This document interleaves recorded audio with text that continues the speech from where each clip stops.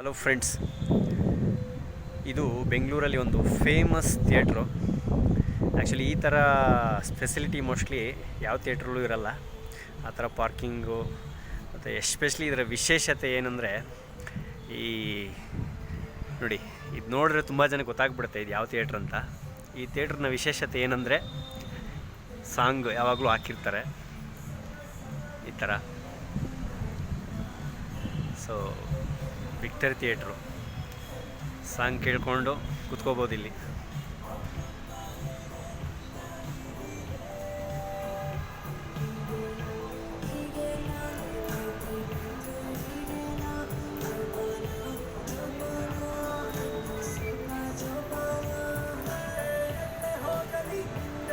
So ಅಲ್ಲಿ weight ಮಾಡೋರಿಗೆ ಕೂತ್ಕೊಳ್ಳೋಕ್ಕೆ chair ವ್ಯವಸ್ಥೆ ಮಾಡಿರ್ತಾರೆ.